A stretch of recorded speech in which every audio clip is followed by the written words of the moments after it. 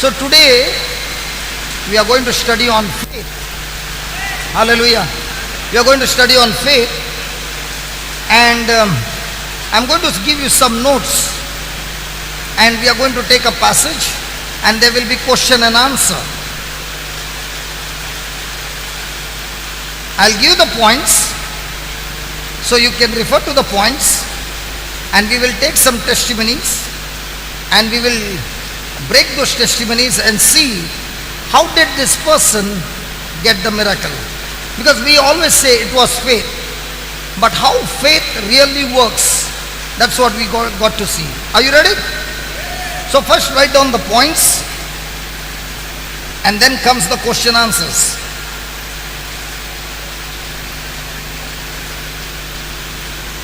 Faith,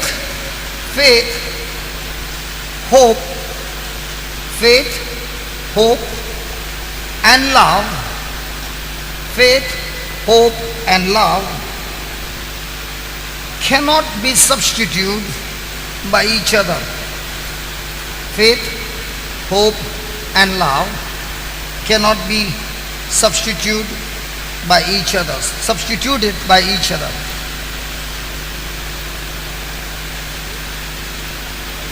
Substituted by each other. First one, faith is now. Faith is now. Hope looks to the future. Hope looks to the future.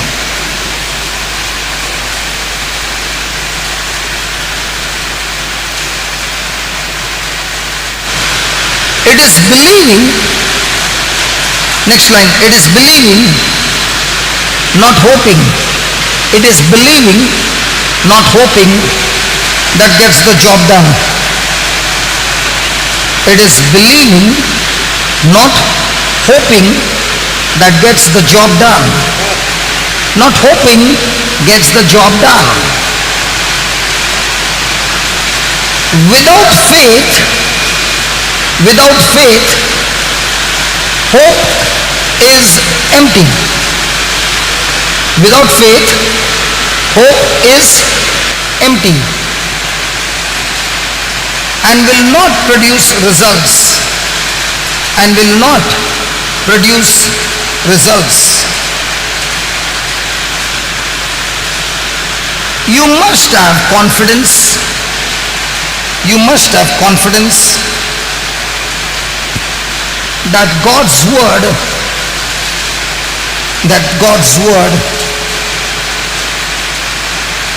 will come to pass. That God's word will come to pass.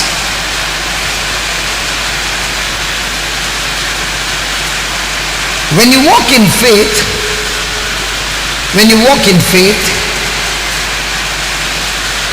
you agree with the word in your heart. When you walk in faith, you agree with the word in your heart. Believing, it is already done. It is already done. You know, this session is going to be an amazing session, because we are going to take a passage. You got the notes, you got the points.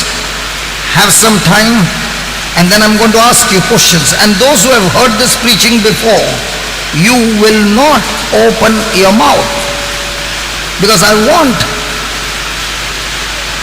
every one of us to understand. Is that clear? You're not going to share it with others, okay? But during your time, I've not given you the notes. Now you got the notes as well, okay? Write down. When you walk in faith, you agree with the word of God in your heart, believing it is already done. Believing it is already done. Faith, hope, and love. Faith, hope, and love are not interchangeable. Are not interchangeable. Interchangeable, changeable, change. Faith, hope and love are not interchangeable. Each has a separate function. Each has a separate function.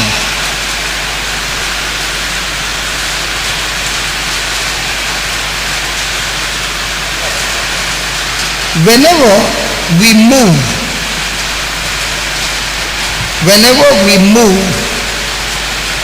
what we are believing for, whenever we move what we are believing for to the future tense, we move out of faith. We move out of faith and into hope. We move out of faith and move into hope. We move out of faith and move into hope. See, I want you to write the points. I know your mind is screaming and shouting because you can't understand. I understand that. Please write the points. Then we will have the passage there. We'll look at those points and we will see how did this person get healed. So now we know all the factors which have been written, and then we ask ourselves, do I follow the same pattern? If I follow the same pattern, then my faith will bring those things manifesting. If I'm not following those same factors, then those things will not manifest in my life. Hello? Are you annoyed? I like to use the Bible like mathematics. If the formula is right, the Bible will bring result. If I use the wrong formula and expect for the result, it doesn't come. Is that okay? And we will take 2-3 testimonies. The formula is the same. 2-3 testimonies. Check it out and you will get. The formula is a universal God formula. Thank God. Now the secret has been opened. So please write down. I know while writing down, your brain, your mind is screaming and saying, what is he dictating? Please, give me some chance. Hallelujah. Faith gives substance. Faith gives substance to things hoped for. Faith gives substance to things hoped for. Faith gives substance to things hoped for. To things hoped for. Now when we were singing, look what the Lord has done, ting, ting, ting, ting. But if you don't have the formula, that Lord has done will not come. Then it will come, look what the devil has done. So we want to change from what the devil has done to look what the Lord has done. Amen? Amen? Yeah.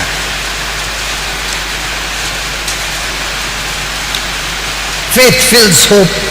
Did you write that? Faith fills hope.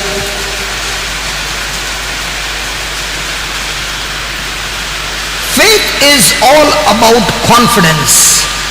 Faith is all about confidence.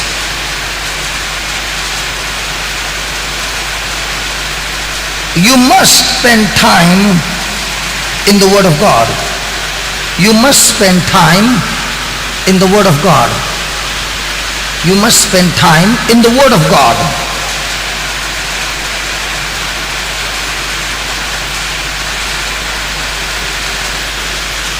Next, leave one line and write down.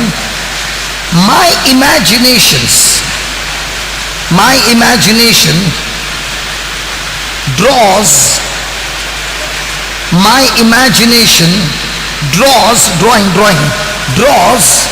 the blueprint. My imagination draws the blueprint of what I want to experience in the future. My imagination draws the blueprint of what I want to experience in the future. Faith adds, subtract, adds. Faith adds reality. Faith adds reality to unseen hope. To unseen hope.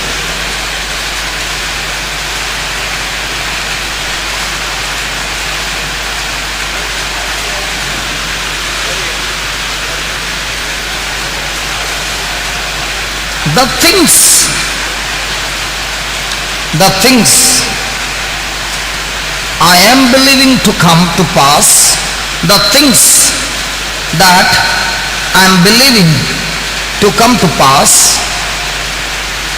are just as real. Please underline that. Put it in capital letters, underline, color it, do whatever you want. Highlight it. Just as real as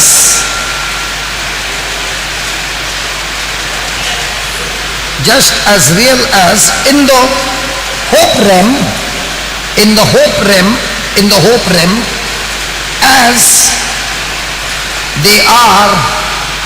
as they are in the physical realm.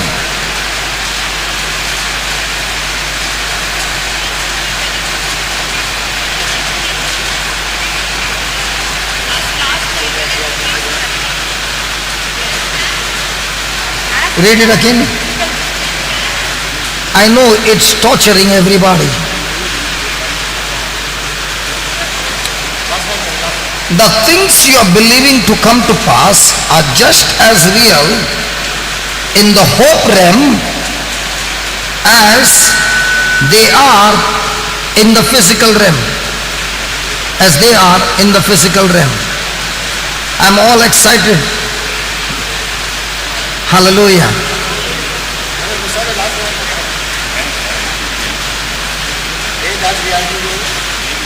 Yeah, because you don't understand. That's why it's going round and round. Hey brother, become like a child. Write it down. I will explain. You know why I gave you the points? Now you can look at the points and the light will be turned on.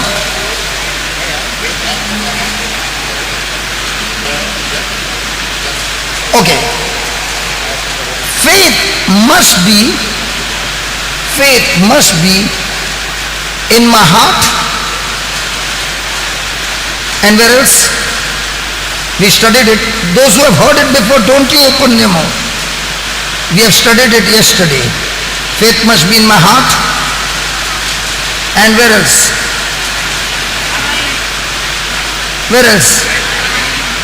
I wanted to scratch my forehead and you all said mind. I just wanted to scratch. Faith must be in my heart and in my mouth. So please write, first comes the mouth and then comes the heart. So faith must be in my mouth and in my heart. I know your little cancellation doesn't matter, hey? But I have to check on you how much you are received what I was teaching you.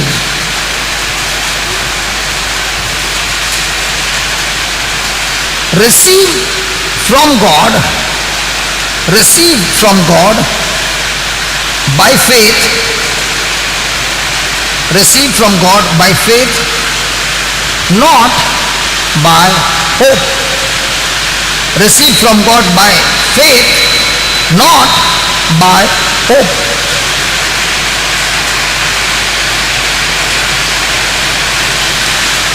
Last line. And last line comes in capital letters, crooked, slanting, whatever you want. Last line, important line. See what you cannot see. See what you cannot see. See what you cannot see by seeing it. by seeing it through the eyes of faith. By seeing it through the eyes of faith.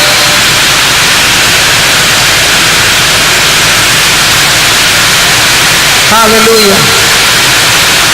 Hallelujah. Hallelujah. Hallelujah. Can we make one prayer? Oh loving Father, we thank you, we praise you. Lord, we your children want to study your word, and the rain is making too much noise over here. So Father, in the name of Jesus, we ask you, please shift the clouds from top of the roof so that it becomes absolutely clear for us, your children, to listen to your voice absolutely clearly, understand your word, because this is very, very important. And thank you, Lord, that I can see the clouds have shifted from the roof, no more noise, and we can hear the word clearly, understand it, and practice it in Jesus' name. Thank you for answering my prayer in Jesus' name. Amen. Does it work? Yes. Hallelujah. Hallelujah. Thank you, Jesus. Thank you, Jesus. Okay.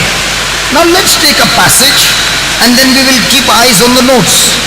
Okay? Let's go to Mark chapter 5. And let's start with verse number 20. I think 20.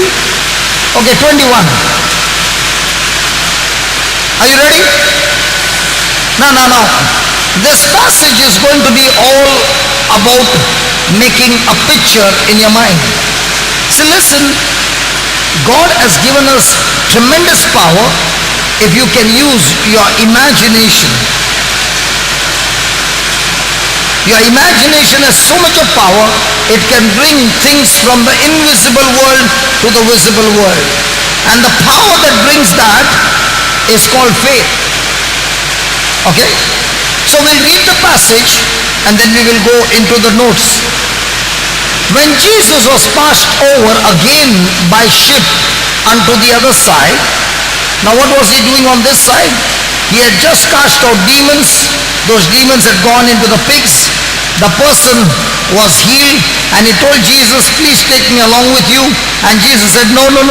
Go to your family, go to your friends and tell them how much mercy and how good the Lord is.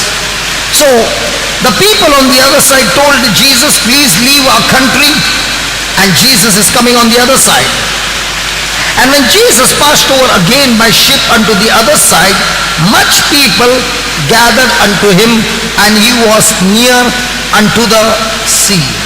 Okay, then, and behold, there came one of the rulers of the synagogue, Jairus by name, and when he saw Jesus, he fell at his feet and besought him greatly, saying, my little daughter lies at the point of death. I pray thee, come and lay your hands on her, that she may be healed, and she shall live. And Jesus went with him, and much people followed him and pressed on him or thronged him. Praise God. Hallelujah. Now here's the story. Jesus has gone down from the ship with his disciples, just stepped out, and when he stepped out, there was a great crowd all gathered there. Why do you think the crowd gathered around Jesus?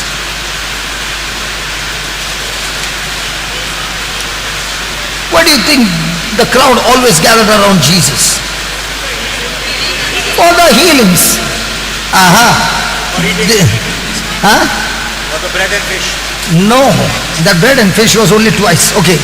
Jesus, they gathered around Jesus because Jesus not only performed miracles, but he was preaching and teaching. Preaching and teaching. Preaching and teaching. Say that. Preaching and teaching. Say that again. Preaching and teaching. What's the difference between the two?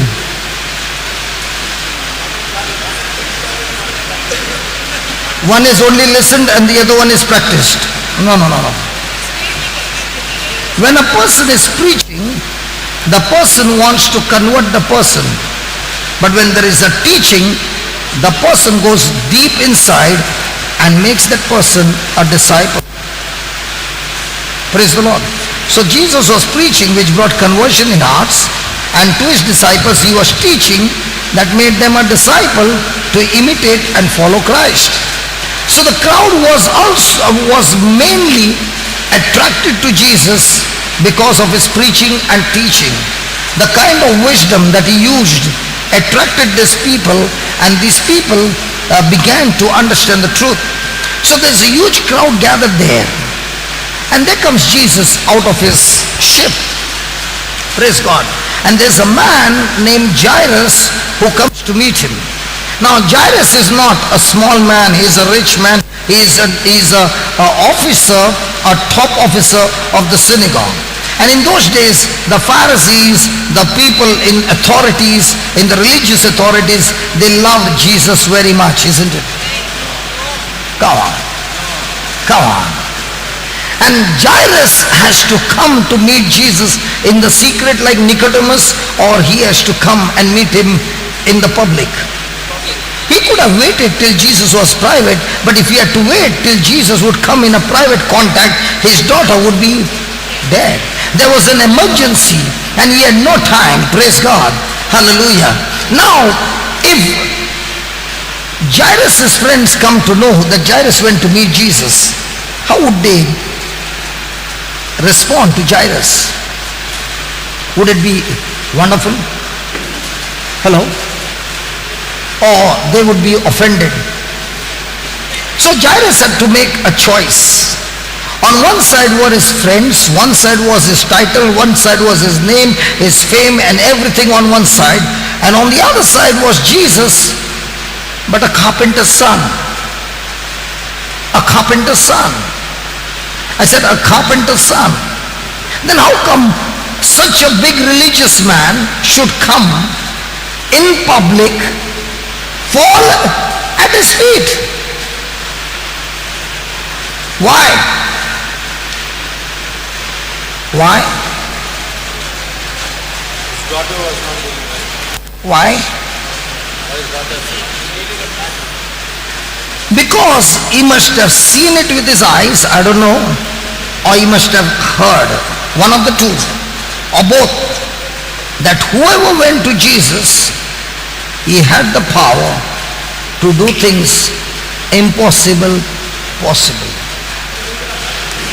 I want you to imagine if a father is watching his daughter die and it's the last moments, I don't think so that person will leave the daughter and come to church.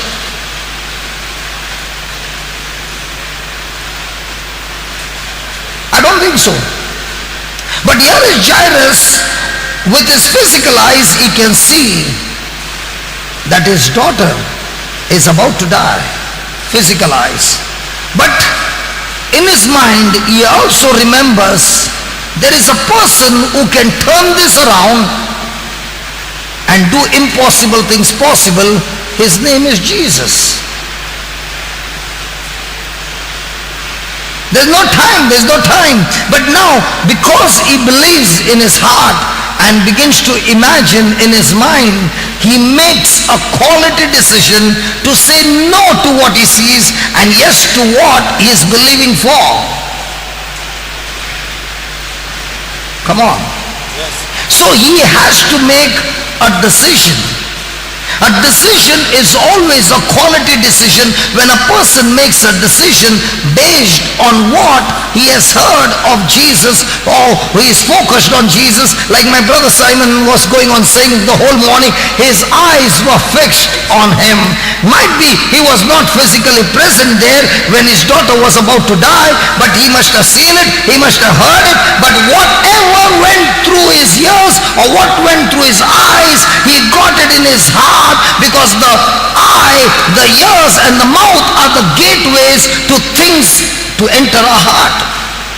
And what entered his heart, he had to make a decision. Do I believe what I heard or saw about Jesus, or do I believe what my daughter is going through? And he makes a decision. Even if my daughter is about to die, and if I go and meet this Jesus can solve my problem. And based on that, he makes a quality decision to rely on Jesus, and that's called believing by faith and not by sight. Hello, praise the Lord. Hallelujah. Hallelujah. Now what did you write? Faith is now, hope looks to the future. Hello, faith is now. You wrote the notes. Come on, look at those notes. Faith is now and hope is looking to the future. Now, he is believing. Now,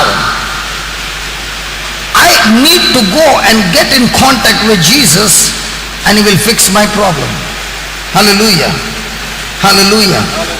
Thank you, Jesus. Hallelujah. Now, you wrote in that notes, faith gets the job done, hope does not. Did you write that? Hello? Faith gets the job done, hope does not. Now, it all starts with hope. See, when there is no hope, there is no question of faith. Let me show you something.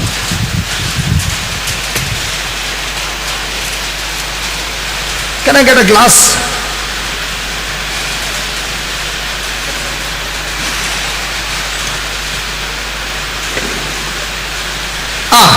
Thank you. Hey. Now. Listen. Hope is what I'm expecting for. Hope is what I'm expecting for. No physical evidence, spiritual evidence. It is a spiritual thing. Praise the Lord. Hallelujah. So now Jairus is hoping that Jesus has the power to heal my daughter. What do you think the commentator must have kept quiet? What do you think? The commentator must have kept quiet. The devil must have kept quiet when he's hoping that Jesus can heal. What do you think his wife would have said when Jairus must have walked out of the house? What do you think all the relatives must have said to him when he was walking out of the house? And he must have said, I'm going to meet Jesus. When he must have said, I'm going to meet Jesus. Jesus, you have the power to heal. Now, what he believed that Jesus was able to heal was the hope. Now let's say this glass is, I'm imagining a glass. What was he imagining? Just give me 23. Look at his imagination. His imagination is not just a blurred imagination. His imagination is with extreme detail. His imagination is, you come to my house, you lay your hand on my daughter, and she may be healed. Now he is imagining Jesus coming to my house, laying his hands on my daughter, and she getting healed. Now we learned in Romans 10:8, where is the word of faith? Just give me Romans 10:8. Give me Romans 10:8. Please read it. The word is near you. Where's the word? Near you. Where? Near thee. In my mouth. You know, God has made man in such a way that when he starts speaking again and again and again and again anything to himself, he starts believing it in his heart. That's why when the terrorists, they have to train those people to go into suicidal terrorism or killing, they have a slogan that they keep on saying, they keep on saying, they keep on saying. It gets into their heart so much that it captivates their mind. They cannot think beyond that. So, it starts with the mouth. So when a person is speaking those words, might be there is no faith, but he's speaking and he's speaking and he's speaking and he's speaking and he's speaking, the substance called faith gets stored in the heart. Look at that. Look at that. Even in your mouth and in your heart, that is the word of faith. Now you will see, how do you come to a conclusion of substance? Go to Hebrews 11:1.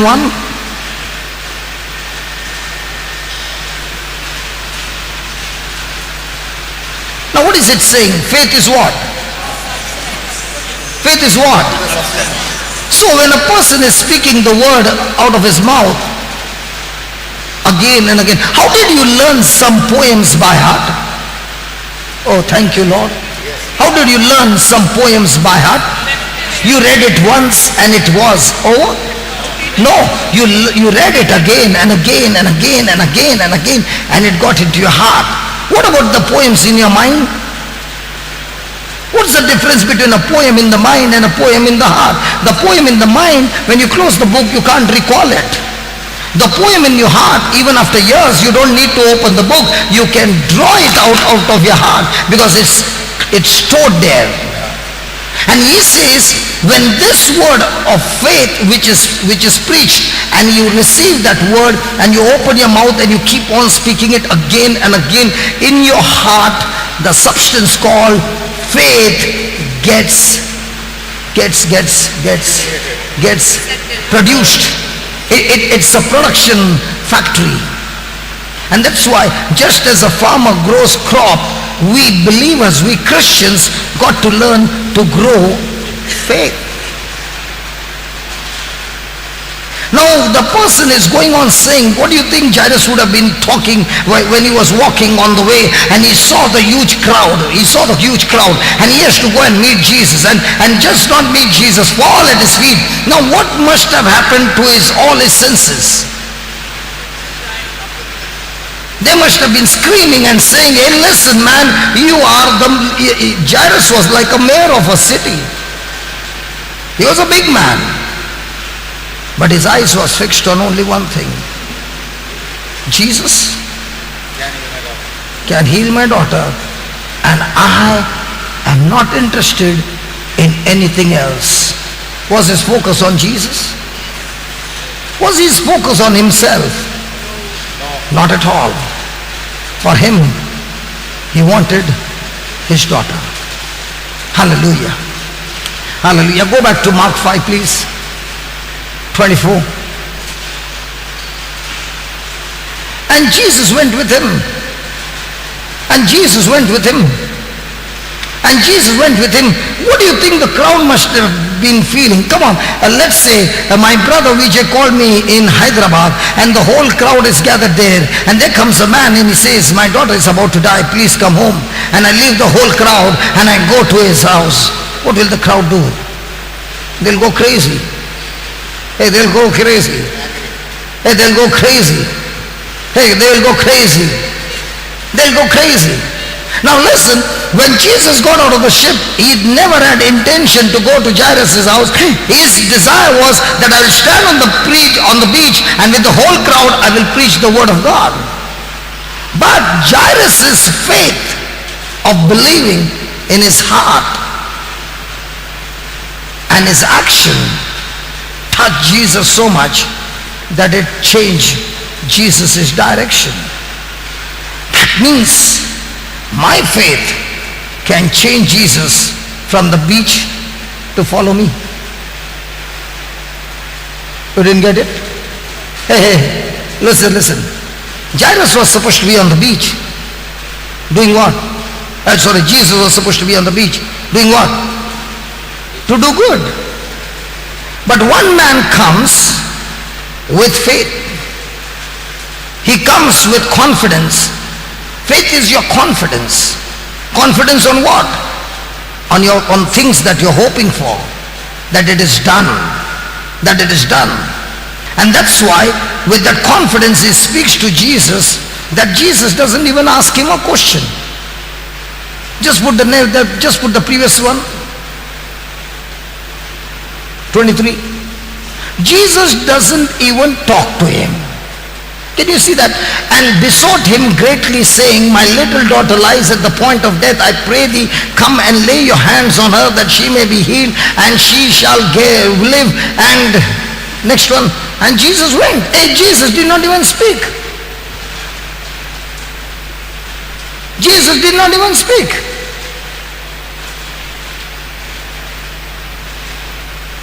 When you and I make a quality decision of total confidence in Jesus and our focus is on Jesus, even if Jesus has got some of the work, he will stop that work and come with you. In other words, I can change Jesus' direction by my faith. Praise the Lord. And Jesus gets excited with that.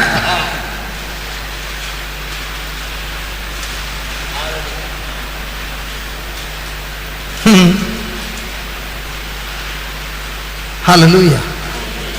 Hallelujah. So Jesus is on the way. And the people. Now the question is, when you come to meet Jesus, are you the people or are you Jairus? See, if you're people, then you're going behind Jesus to see what's happening in Jairus' house. And if you're Jairus, then you already told Jesus what job to get done, and you're walking with Jesus. So in my day-to-day life, the question is, do I come under the category of the people or Jairus? You can't blame Jesus. Jesus is looking for somebody who comes to him with quality faith, who can trust him, who can believe in him and put confidence in him, that even I see my daughter is about to die, I still know that you can fix it up. Praise God.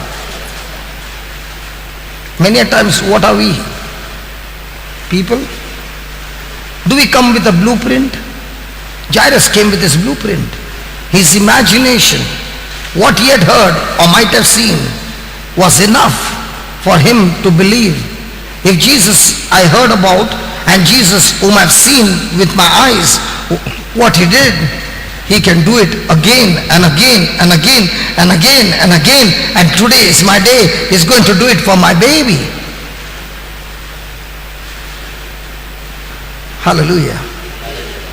Now watch out what happens. 25.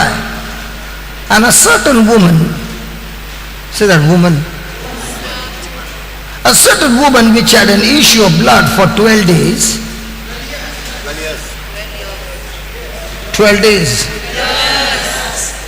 No, not 12 days. Are you sure 12 or 12 weeks? 12 weeks.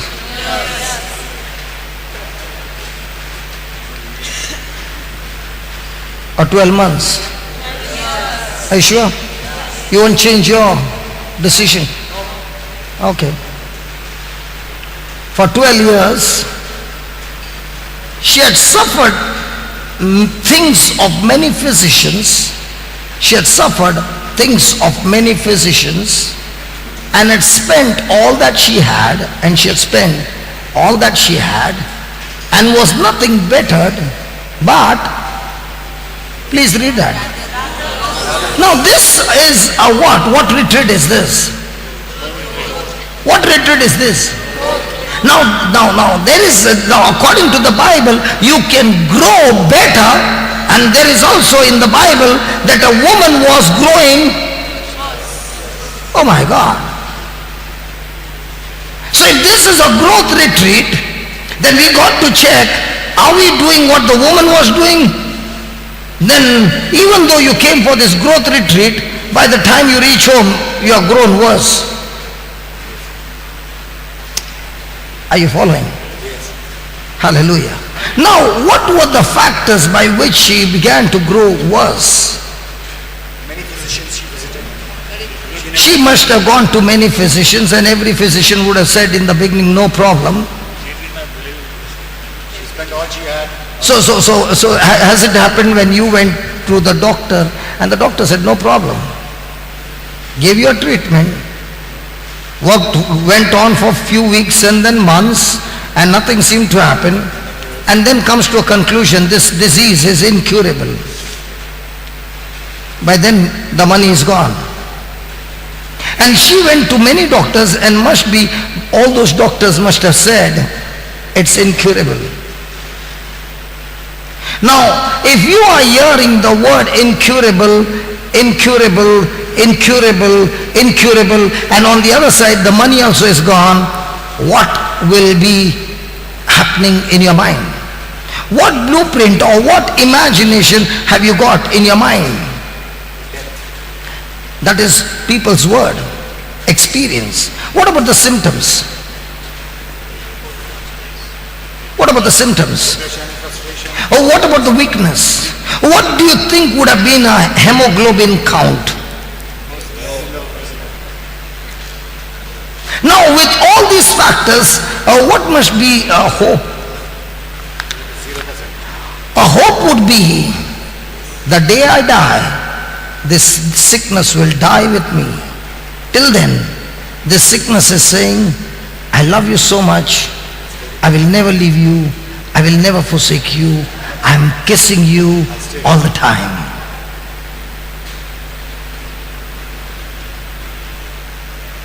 That's one part of the story. On the other side of the story is, because she has got a bleeding problem, she is also unclean and she cannot go and meet anybody. And nobody can come and touch her. The person becomes unclean according to the law. So a person with that kind of a mindset, imagination going on, what will happen to that person? Now, is her condition something called, that we sometimes say, hopeless? You know, yesterday when this boy came and we looked at him entering inside, physically it showed hopeless. When I began to talk, my brother began to talk.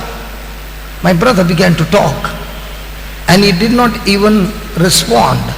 Then he began to wonder, does he understand English? Does he understand Konkani?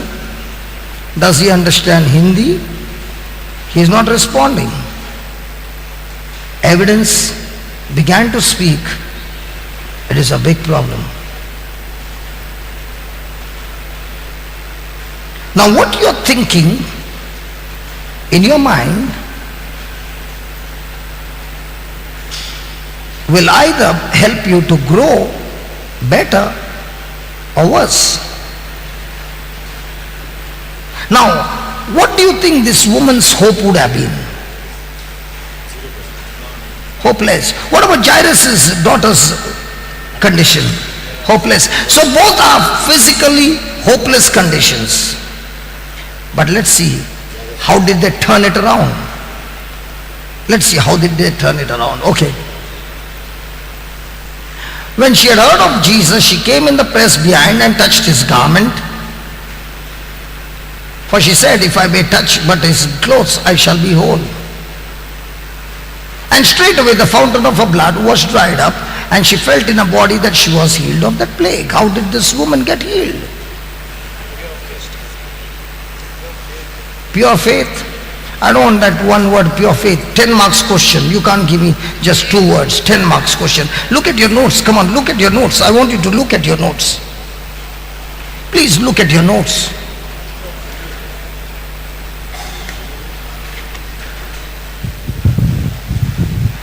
Please look at your notes. I want the answer.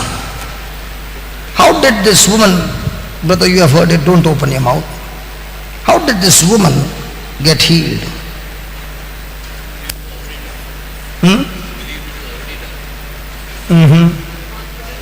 See, sweetheart, yesterday we learnt a very good lesson of that 500 rupees note. You remember? The promise is there. Come on. Look at your notes.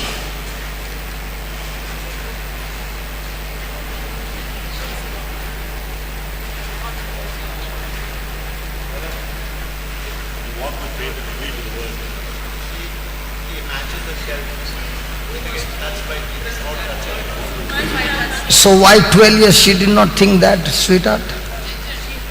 She was, in the meantime, she was trying on a physician. She was trying every other thing until she heard about it. She must have heard of Jesus as the last resort. Could be. So what's the key? The key is that when she heard, one thing could be that she was, You're very close to your answer. Come on. What's the key? The key to this whole healing is what? The master key. What is it? What is it?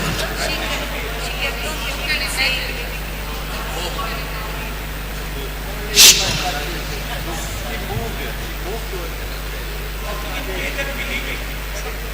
What's the master key? Okay, I will give you the scripture. I will give you the scripture, then you give me the answer. I'll give you the scripture, then you give me the answer. Give me 27. believing by faith. Okay. Now give me the answer.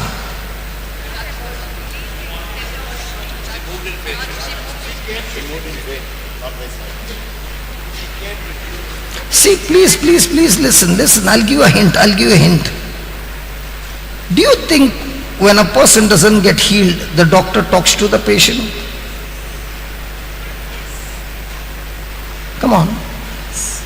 And when the healing doesn't come, does the doctor talk encouraging words or discouraging words?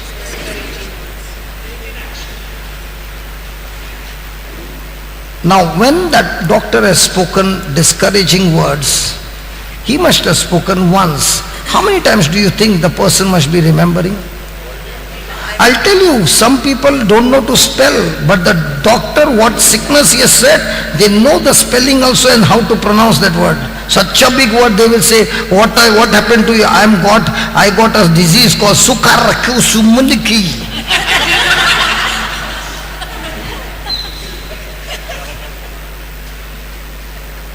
What is that? I don't know, but what are you suffering from? Sukarakam, and I can't even say a second time. Now where did he get that? The doctor must have said it once or twice. But how many times the patient is remembering? Come on, how many times the patient is remembering? All our life now. So when the patient is remembering again and again and again, what happens to a hope? The hope says, I'm going to kill you.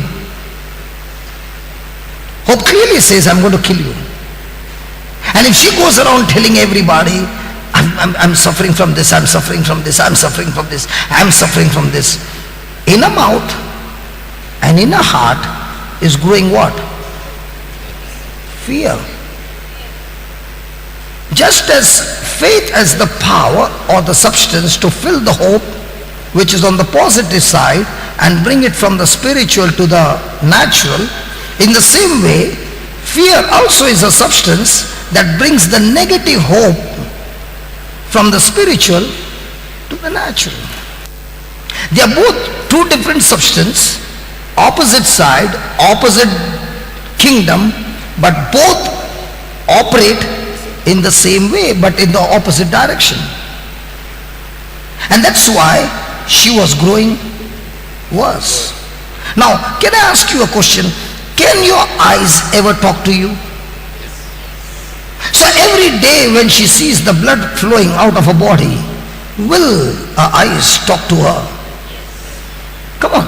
So our senses are talking, doctor's words are talking, the money gone is talking, nobody coming close to her talking, everything is talking to her, the commentary is loud. And when the commentary of the devil is loud, what is she? Hopeless, growing worse day by day by day. But there comes a time that somebody must have come to meet her and spoke to her about a person named Jesus. That's why the Bible says, when she heard of Jesus. So when she heard of Jesus, the cycle of death which was going on and growing worse, that cycle stopped. When did it stop? No! When did it stop? When did it stop? The cycle of growing worse, when did it stop? When she heard. No, not at all. No, not at all. No, not at all. You're again missing the formula. Come on, come on. Okay, I will show you. I'll show you. Give me.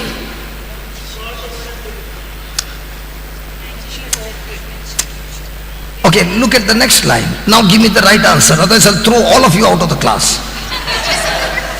Look at the next line. Yeah.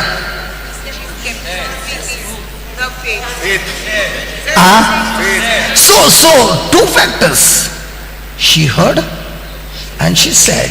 Now tell me honestly, if a person has been suffering for such a long period of time and hears about Jesus only once, does the person change his words to Jesus? Come on, we go to so many places. Come on, let's be honest. Let's be honest. We go to so many places and we go for praying, and a person is sick in the hospital. That person has never heard the gospel. You go and tell that person once about Jesus, and that person has been hearing about that sickness for 12 years. Will that cassette record playing stop and a new record is put in its place and that person is talking about Jesus? That is God's grace of this woman. And when she began to do that, speaking to herself again and again what she heard about Jesus, she is reimagining what the person had spoken to her. For example, you came to Goa and you went back to your state, and they said, how long did you live in Goa? And you said, I was there for 10 days or 11 days. They will say, hey, how is Goa? And what will you say? I saw a man with scars on his face from morning to night. And the person will say, I see. Now what is that person trying to see? Scars. How does the person see the scars? By what you describe. So surely what she heard, put that again, previous, 27. What she heard of Jesus, the person who came was so much with confidence, so much anointed, so much with faith, that what he spoke hit her heart in such a way that faith began to come, confidence began to come, that if that blind man got healed, the deaf man got healed, the crippled man got healed, the dead were raised, and all these things, miracles were spoken. She got that hope. She got that.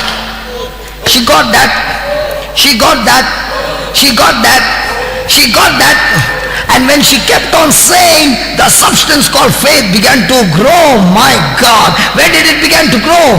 In her heart.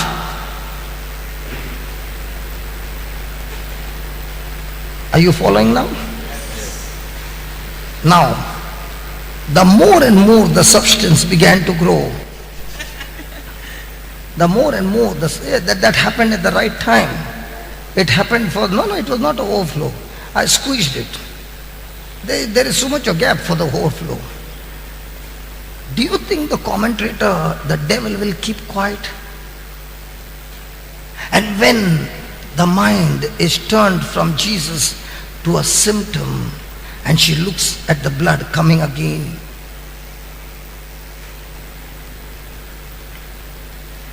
the substance called faith has gone out and fear has come in. When fear comes in, faith goes out. When faith comes in, fear goes out. And what has to come in is what I'm imagining. Satan wants to give you his blueprint. God, through his man and woman of God and through the Holy Bible, wants to give you his blueprint. Which blueprint are you willing to take? Praise God. When I go to heaven, I want to meet this woman, because I'm wondering, one preaching, 12 years of sickness, And nobody, listen, she doesn't have any help. She doesn't have any help because nobody can come close to her. She's unclean. She's out. And in that loneliness, she's chanting and imagining, if only I touch his garment, I shall be healed. If only I touch his garment, I shall be healed. The devil must be saying, if only you touch, darling, don't you know you can't get out of the bed? Do you think Jesus will come here? I don't care. If only I touch his garment, I shall be healed. When you can't get up from your bed, how will you go walking? And in those days there were Mercedes and BMW, isn't it? Or she had a 6 inches pencil high shoes. Come on. She has to get out of her house. And for her to get out of the house, she needs some help. So what is she relying on? That same Jesus. What she has heard, she is imagining. And let me tell you, my brother said, I don't know whether you remember what he said. When your eyes are fixed on him, you don't require any person. You don't require any person. Curse is a person who puts his faith on man.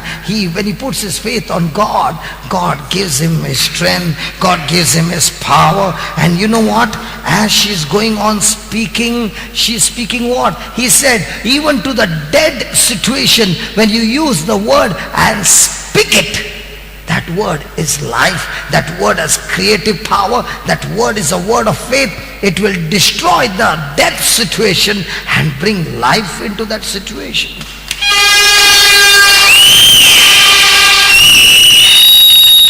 Now, when she was speaking, was there any healing? What happens to you when you're speaking and speaking and speaking and speaking and speaking and nothing's happening? And especially when you're speaking in tongues, the devil must be saying, fool, fool. The preacher is mad. The preacher is mad. These people are mad. And look at you, MBA, which university, brother? Cambridge, Cambridge. And doing if your professors have to see, my God, hallelujah. They will say, this is what we trained you in the university. And then falling down.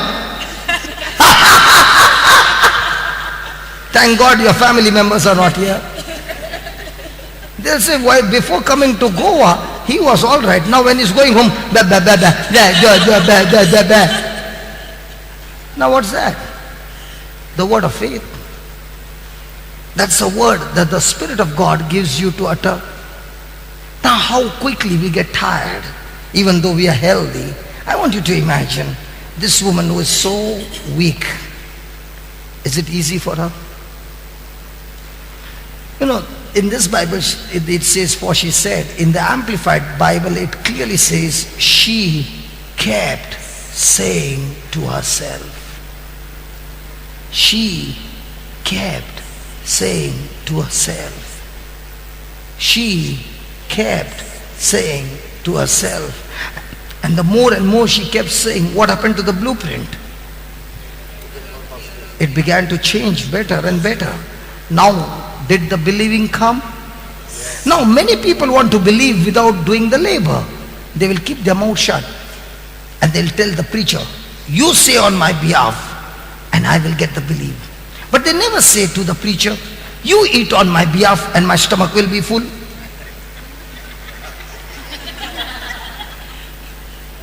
But when it comes to praying, preacher, you pray on my behalf and my belief, my faith and my problem will be solved.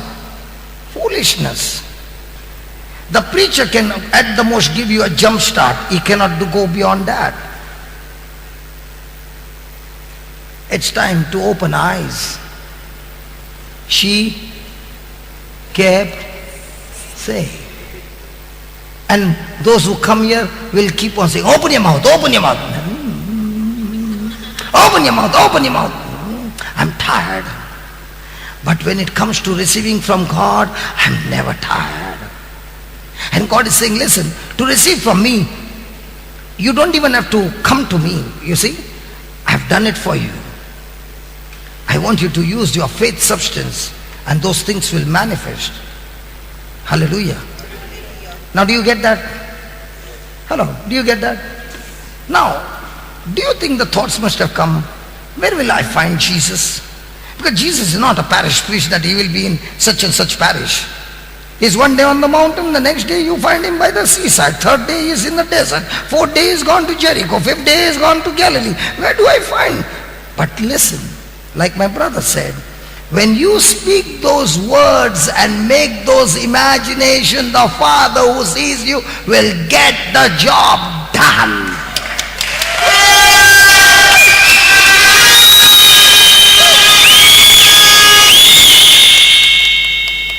Even if he has to be 200 kilometers apart, he has to come somewhere close where there can be a contact. Now comes the real part. Put the 29. 27, sorry. 27. How many of you believe that scripture? I want to ask from the ladies' side.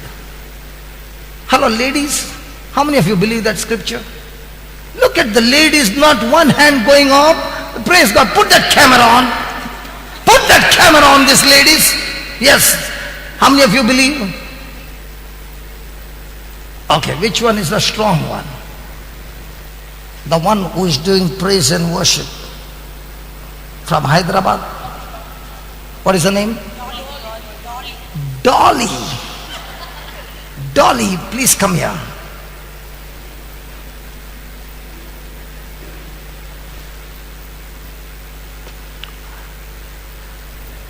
One, two, and three. 1, 2, and 3, please come here. Yeah, Frank, stand in front. Amen. I'm trusting you all. Stand in front. Turn towards the camera. Stick to each other. Alvin, can you stand in front? That's it. Enough. Stand there. Okay. Now, that brother Alvin is Jesus. Okay? And this is the crowd. Hey guys, listen. If she passes through, I'm going to finish you all.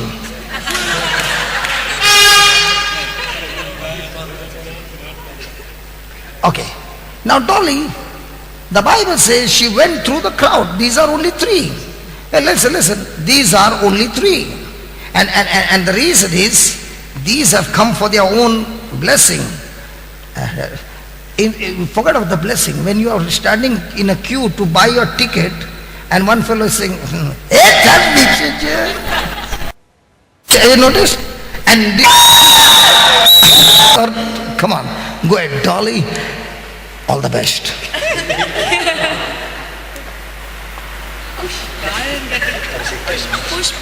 इसका body देख के मेरे को लगा बहुत काम है. Try रे.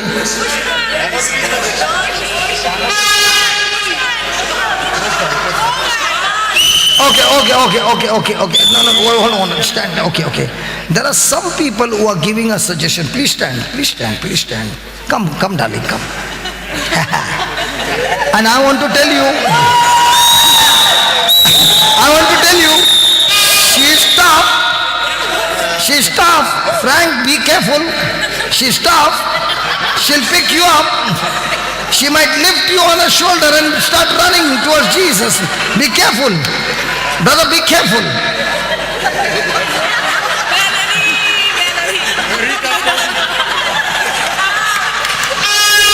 Okay, go ahead.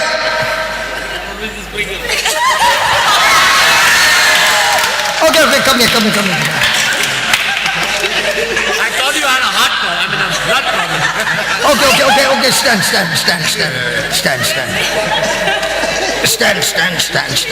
Frank, just move. She knew where to go. Come. Come this side. Come this side. Come on, here we go.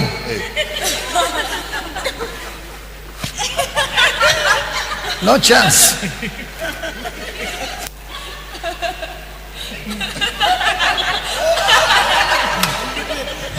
No chance over here.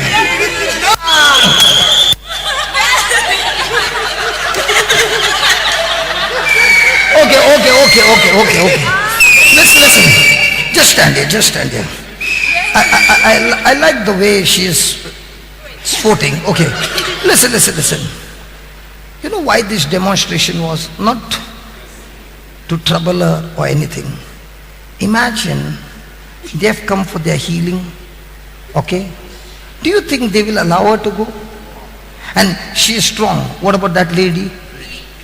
10 years. And there is another fear. If somebody comes to know that she has touched somebody, she'll be stoned to death. 2, if she touches the man of God, common person, man of God, what happens? And the person who has the authority to give the command, be stoned to death, is Jairus. They don't even have to go to the court. The man is standing there, Jairus, who has the authority to say, finish her. Can you see the situation? Then how come she passed through?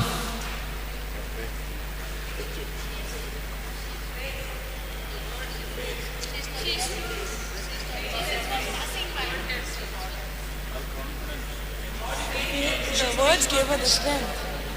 The words definitely gave her the strength. Just you two stand. Only two is enough for you. Just because you took Frank, I already told Frank. I thought you would be lifting him up and taking him. Thank God. My imagination was that Frank would not allow, you would pick him up like this and run. And while running on the way. Okay. No jokes now. Okay. Now, they will not allow to go. Now, when we operate in faith, who is the one who gets the job done? We or the Holy Spirit? Holy Spirit. You remember about I give you an example of the elevator. I'm on the ground floor and I'm saying, I only believe what I see. So what button will I press? The ground floor. When the door opens, where am I? The ground floor. But when I'm in faith, I will speak what I desire. That it is done. That's faith.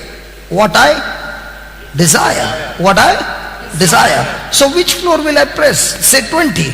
So who is going to take me to 20? The elevator. In the same way, who is going to take me to my destination? Holy Spirit. So my job is to plant the seed of faith, and faith will do the rest. So when she's going on saying, if only, always just be there, if I only touch his garment, I shall be touched. If only I touch his garment, I shall be touched. Now, these two are there. They will not allow. But the Holy Spirit will take over their mind and he will be distracted with something or the other and she will pass through. So, I'm not yet finished. Come back. I'm not yet finished. Listen. My words of faith that I speak now destroys the walls of Satan that he has built against me in the past. 2. My words of fear that I speak now will build the walls of Satan in my future. So my words can build a wall and my words can destroy the wall. Now what was she doing? What she heard, she spoke. In the same way, what we read in the Bible, what we hear the preaching, we speak. And when we did that, we deactivate fear and we activate faith. Now, was she consistent in what she said? Yes. Are we consistent in what we say? No. We speak our fear, we speak our anxiety, we speak all those negative things, and we keep thinking that I will get my result. Yeah, you can sit down. Hallelujah. It is like this. I sit in a car, a brand new car, and I look in front. Praise God. I put a reverse gear and I press the accelerator. Bang, bang, bang. And every time it goes bang, call up the company and say there's a problem in the car. And the company says the car is good, manufacturing no defect, only shifting of gear is the defect. What was she doing for 12 years? She had been putting reverse gear. She went on banging, she grew worse. Thank God somebody came and taught her to put the gear of faith. And once she learnt it, she opened her mouth and kept on speaking and kept on speaking and kept on speaking and accelerating. The faith began to take her on a journey and brought her to Jesus. And when she touched him, the power came into her. Why? Because when a person is speaking in faith, that person becomes good conductor. Now the power will flow. When a person is speaking in anxiety and worry, that person is a bad conductor. That's why when Jesus was in Nazareth, he preached, he spoke faith, but everybody were offended. That's why they were bad conductors. From the bad conductor, the power doesn't flow, but from faith, the power flows. Can you ask your neighbor, if I touch you, are you a good conductor or a bad conductor? If you're a good conductor, the power will flow and you will be healed.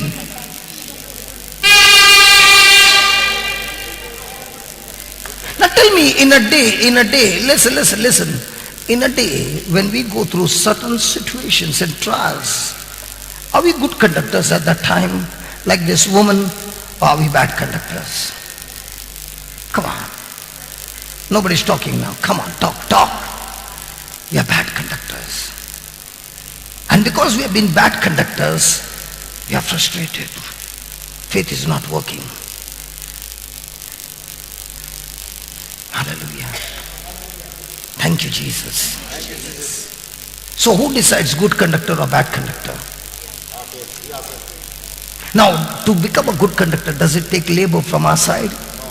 Oh yeah. Yes. Feeding the mind. Yes. You don't open your mouth, the factory is closed. And most of us have learned in church to keep our mouth. And we talk God's word only in the church. Outside it's not there. So outside the mouth opens with all the other things. So is that person going to grow better or bitter? When somebody offended you, at that time, do you see that person or do you see the future of that person amazingly good? If you see what that person has done to you, you are planted the seed of bitterness. You are growing worse. It is only when a person is going on speaking and believing and speaking and believing and speaking and believing, and there is an overflow. Doesn't matter. There is an overflow. That overflow brings manifestation.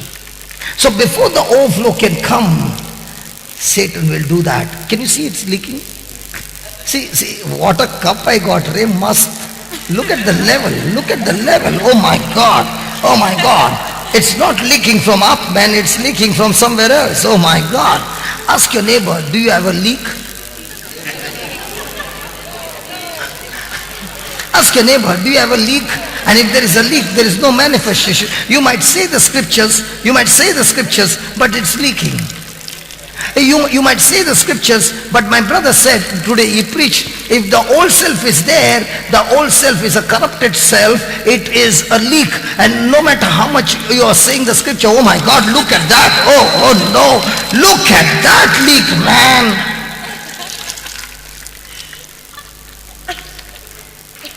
Hallelujah. Ask yourself, is that me? Are you sure?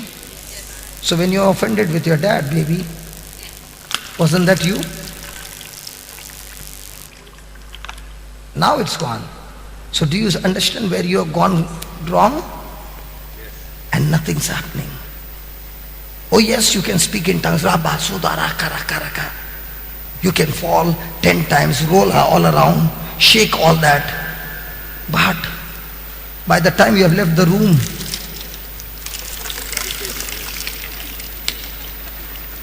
and the leak is not from top. If the leak had to be from top, there is manifestation. That's called Joseph, who had a leak. That's why the Egyptian master got blessed. That leak was the overflow, not a leak. He had every chance to get holes in him because his brothers hated him. But what was he doing? Come on, what was Joseph doing? He was all the time thinking about his dream. In his mind was the dream. In his mouth was the dream. In his heart was the dream. And what others did to him, he did not allow it to enter into his heart. Can we blame God now for there is no manifestation? Because we got to check this. Look at this now. Thank God for this cup. When the person gave this cup, the person did not know what I'm giving. And I don't know why she kept a leaking cup. I believe the Holy Spirit wanted to teach us this. I know the Holy Spirit wanted to teach us this. In this I finished the whole bottle. But the cup never got filled. Just imagine. How much is the Holy Spirit filling us and the devil with a leak, a hole in some area, taking away all that God has for us. Now do you see the notes? Is it working? Read the notes now. Now read the notes. And if you want any question, you can ask me. Come on, read. Let's read the notes. Come on. Today I am told that the boys in the center, in the kitchen, they said, we have been working so many days, we need a weekly off. So I said, okay, you can take the weekly off after the lunch. So there is no tea and no dinner today. Praise God. Hallelujah. They have taken a leave off today. Today is the day off. And when it is off, our stomachs are also on off.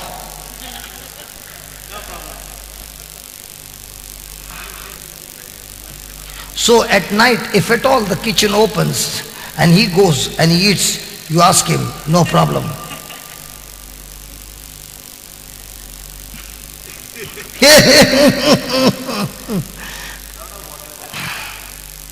Okay, let's look at the notes again. Faith is now. Was that woman on now? She had made a point of reference. She had made a point of contact. She had made a point of contact. What was her faith? When I touch him, I shall be healed. Hallelujah. Then, believing, not hoping, gets result. Now what is believing? What is believing?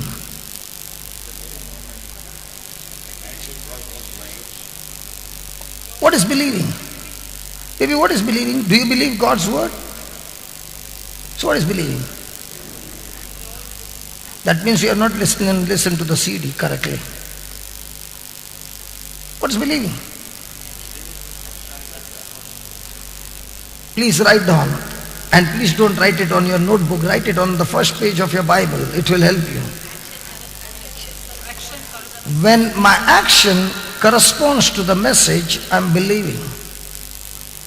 When my action corresponds to the message, I'm believing. Yesterday we learned Luke 6:38, okay? Give and it shall be given unto you, good measure, pressed down, shaken together, running over. Do we believe that? So every day what will you be doing? Opening the purse to give or to take?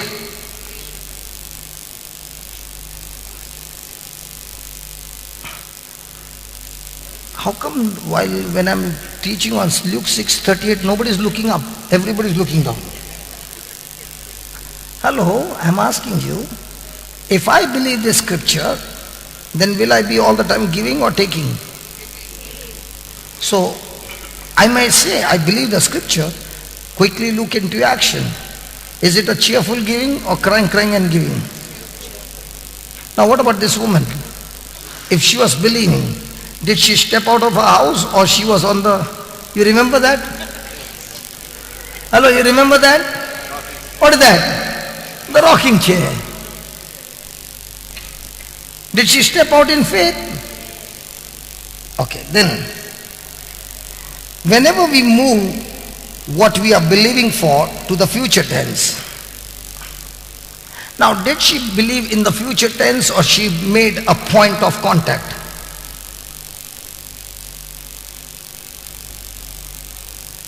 Hello, was there a point of contact or was it infinite future tense? She had put a time. The moment I touch it, I shall be healed. See, what is faith? What's the difference between faith and hope? Hope is also believing. But I'm expecting what I'm believing for in the future. What is faith? I'm believing, but not in the future, it's now. But in both this, the evidence is not seen. So what is faith? Faith is confidence. Confidence in what? What God has promised me, I've received it. I can't see it, but I have it. And when the pressure comes from the enemy and I can't see it, I cannot have it, and it gets delayed, what is the first thing it does? It takes away my confidence. See, when I'm confident, my action will be extremely active, extremely firm. But when I'm not confident, will it be firm or will it be wavering? That's faith. What is trust? Trust is commitment. So when I'm in commitment, I don't bother about the result, but I'm committed to you. When it is faith, Lord, I'm believing that this is what you're going to do in my life. I know that you have done it. It's mine. Praise God. And what you're believing for, it's done, is not manifesting. Now what happens to my relationship? It starts wavering. It starts changing. I am sorrowful. I am fearful. I am doubtful. And all these negative emotions come. But a person who is trusting is committed. God, if it happens, praise God. If it doesn't happen, praise God. But my relationship with you remains the same. Hallelujah. So we see those apostles, we see those early church. They were not much on faith, but they were much on trust. I'm committed to do what you tell me to do. Even if it is uncomfortable, even if it is death, even if it is torture or torment or prison or whatever, I'm committed to you. That's trust. So, whenever a person moves from what he is believing for to the future tense, he has now moved out of faith to hope. So many times you say, when you're praying, Jesus, I thank you, I've received it, I've received it. And somebody comes and says, hey, what's going on? Hey, just pray for me, I'm believing for this and it's not yet happening. I know I will get. For example, I'm praying for my healing. By the wounds of Jesus, I'm healed. By the wounds of Jesus, I'm healed. Hey, brother, how are you? After some time, hey, how are you? Please pray for me. My sugar has gone to 200 something. No. In your prayer, what did you pray? Now what are you saying? You have gone from faith to doubt. Somebody says, how are you? I know I will be healed. Now you got out of faith and got into hope. It's not only by your saying, it's your believing. So when I'm believing in the future tense, it's my hope. And hope does not get the job done, because for hope to get the job done, I require a substance called faith. It is faith that converts my hope from spiritual to natural. And to get that substance called faith, I got to use my mouth and my heart. My mouth and my heart. I open my mouth and I believe in my heart. I open my mouth and I believe in my heart. I open my mouth and I believe in my heart. Praise God. Hallelujah. There was something that you all were asking. The things you are believing to come to pass, just as real in the hope realm as they are in the physical realm. Correct? This is where you all were getting confused. Okay. Now, in the physical realm, what was happening to this woman? She was growing worse in the physical. But the moment she heard about Jesus, what did she do? She changed the focus from a physical, what she was going through, and she began to imagine and focus on what she heard. Now, for her, what she heard was more real than what she could feel in her body. What happens with us is, for us, the physical is more real than the spiritual. But in some areas, the spiritual is more real. Example, how many of you believe that there is a mobile network signal over here of your mobile? How do you know? You can smell it. Very good.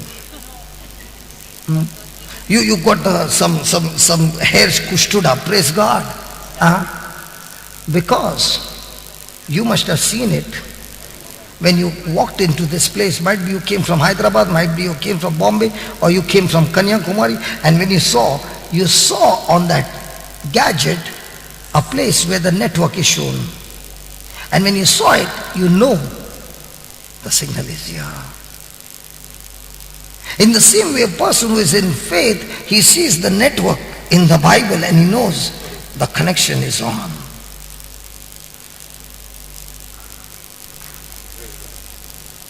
Hallelujah. Just as we are trained to look at the Bible, look at the mobile, and we know the network, in the same way, the person who now learns and trains himself to live by faith has now begun to see the Bible which is speaking about unseen things, but he believes it just as real as the physical thing. Are you getting it now? Hello? Thank you, Jesus. So the world says, first let me see the physical, then I will believe the spiritual. The Bible says, no. First you look into the Bible, which is spiritual, believe it as real, and what you're believing for, which is spiritual, this will bring that into physical by your faith. So the word says, first show me, then I will believe. The Bible says, first you believe, then I will show you. And we are trained in what? First you show me, or first you believe, and then I will see. Did you get that? Again, faith is in the present tense. Faith gives substance to the things. So for faith fills hope. Did you remember that glass? So a person is not using his mouth. Is he growing his faith? Hello, is he growing his faith? So you might say, I have faith. You are talking about human faith. Now my brother said he was praying for 8 hours. I was listening everything, because when I hear somebody's testimony, I look at those factors and I begin to put them. He said, I was praying in tongues for 8 hours in the chapel. Now what was he doing? His production was on for how long? 8 hours. And with that faith substance that he was producing, he did not have to go there. He had to release that faith. And faith would get the job done.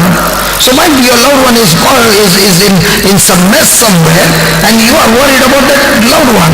Do you know what you're growing? You're growing fear and making more mess for your loved one. But if you shut down everything and be in tongues for 8 or 10 hours, even though all your system, your body is screaming, your mind is screaming, but you're going on in tongues, you know what you're doing? Like a farmer, you're growing your faith and releasing that faith will fill that hope and bring that hope into reality, into manifestation. You know, that's why I'm so excited when in these 10 days, we never had praise and worship. Today only when, because my brother said, I put that music. Brother, all these days we never had that songs. Only the first day, just to give them that they are in a good place, I played it. From the next day I cut it off, because I said, let's pray in tongues. You know what was happening? Everyone had started their production. It it's good that you started your production here, but what is more important is after you leave this place, is the production on?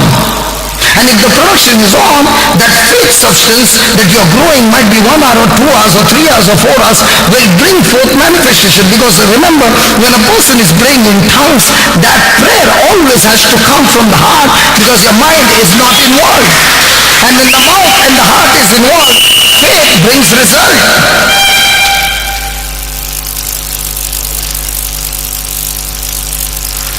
That's why I know in these 10 days something marvelous has happened. Not it's going to happen, it's happened in the spiritual realm. It's now only the waiting time that we see it manifested, and the manifestation can get checked, can get short circuit if you get offended.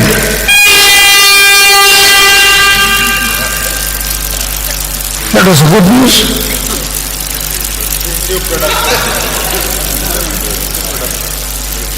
You might have faith and it was about to get your healing.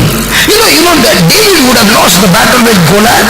The devil had played such a beautiful game that David would have been trapped, and he would have gone with a sling and a stone, and he would have got defeated. Just before he could go, his brothers offended him. They said, "What are you doing here? Where's the sheep, man?" When David is saying, "I want to go in for a fight," what is his brother saying? "Hey, what are you doing here? Whom have you left the sheep?" And he says, "Why are you offended with me?"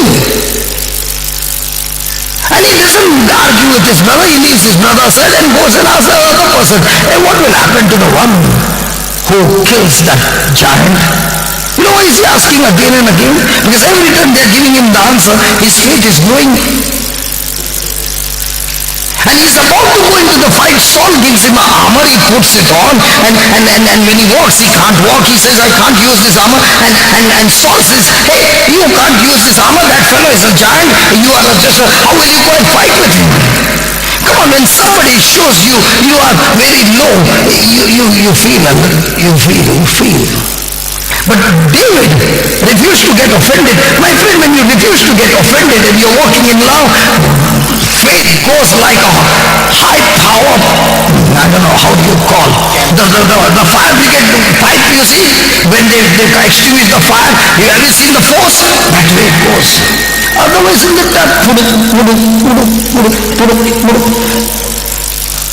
Because there's a choke. Ask your neighbor, is there any choke in your heart? Hallelujah. So did he get all that? Hello, did he get all that? Now we finished about the woman. Now let's go to Jairus. Some of them already got offended, Lord. I thought we would have a tea break. And we started again. And once he starts, there is no time. Today, brother, by you coming, everybody were rejoicing, because in this 10 days, brother, 8 days for the first time, we stopped at 1.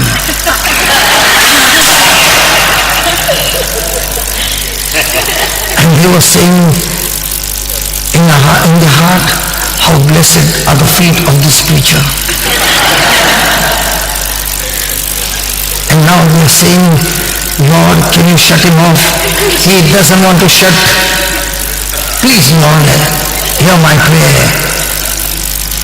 God answered your prayer. There, you got it? There, you got it? You got it? These are all revelations. Praise God. Father, we thank you and praise you. There is so much of joy in studying your word. There is so much of joy to understand the secrets and the principles of faith, Lord. We were deceived for so many years, O Lord, and we were thinking why faith is not operating. But Lord, we thank you for the woman with the issue of blood. Thank you for bringing her this afternoon as a testimony. And thank you, Lord, for bringing Jairus as well. Brother Jairus, you will have to wait. After the tea, we will call you again. Please don't go away. We want to hear more from you, Brother Jairus.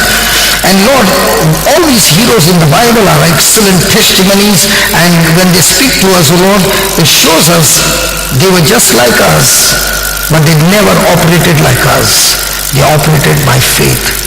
They operated with their eyes fixed on you. Lord, all this time we were deceived by the devil because we thought it was you and you and you. But Lord, it was you who gave them the faith and the grace, and they labored in that grace and faith. And even that labor was not theirs, it was your grace that gave them the power to labor in faith. And they received such manifestation. Your grace did not go in vain. Lord, in the same way you have given to each one of us abundant of grace, amazing promises. Lord, let not this grace go in vain. As my brother was prophesying again and again, Lord, for us to go to the ends of the earth, to go all over India, go to the lost, go to the unreachable, so that the gospel be preached. Lord, help us to pay the price of putting to death our flesh and stepping out in faith and bringing forth manifestation of your glory. Thank you, Lord, that these truths that have been explained, help us to apply it in our day-to-day life and experience victory. Because your word says it is not you that will help us to overcome the world, because 1 John 5:4 says, all those who are born of God overcomes the world, and this is the victory that overcomes the world. This is what conquers the world, our faith.